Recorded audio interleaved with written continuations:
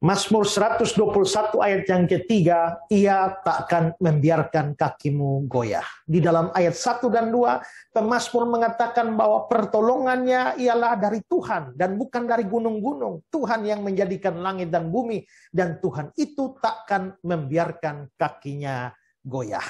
Apa maksudnya kaki goyah di sini? Maksudnya adalah tergelincir atau jatuh. Dalam terjemahan lama dia bilang, maka tiada diberinya kakimu tergelincir. Atau terjemahan Indonesia sehari-hari, dia tak akan membiarkan engkau jatuh. Ingat bahwa konteks Mazmur ini adalah nyanyian siara, di mana umat Tuhan dalam perjalanan menuju ke Yerusalem yang ada di puncak gunung di rumah Tuhan. Dan karenanya ada janji Tuhan bahwa Tuhan tidak akan membiarkan mereka jatuh, tergelincir, goyah, sehingga pada akhirnya mereka gagal mencapai tujuan mereka, yakni rumah Tuhan. Nah, umat percaya perjanjian lama menuju ke Yerusalem di dunia ini, tetapi umat perjanjian baru tidak. Umat Tuhan perjanjian baru sedang menuju ke rumah Tuhan di Yerusalem surgawi.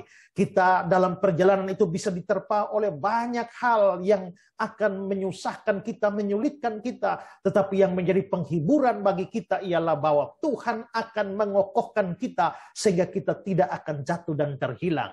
1 Korintus 1 ayat 8, dia juga akan meneguhkan kamu sampai pada kesudahannya, sehingga kamu tak bercacat pada hari Tuhan kita, Yesus Kristus. Bayangkan ada janji Tuhan, dia akan meneguhkan kita sampai pada akhirnya. Itu janji yang luar biasa. Dan bahkan dalam 1 Korintus pasal 10 ayat 13, dikatakan bahwa pencobaan-pencobaan yang kita alami itu pencobaan biasa. Tuhan akan mengatur sedemikian rupa, sehingga pencobaan itu tidak melampaui kekuatan kita. Dan pada waktu kita menghadapi setiap pencobaan itu, dia akan memberikan jalan keluar sehingga kita dapat menanggungnya. Bayangkan, jikalau seluruh pencobaan tidak melampaui kemampuan kita, bagaimana bisa kita menjadi terjatuh dan hilang?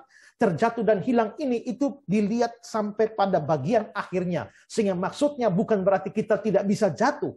Kita dalam perjalanan ini kita bisa jatuh, kita bisa lemah dan terjatuh. Tetapi bahwa Tuhan akan mengangkat kita, menguatkan kita, menopang kita, sehingga kita pada akhirnya tidak akan terhilang.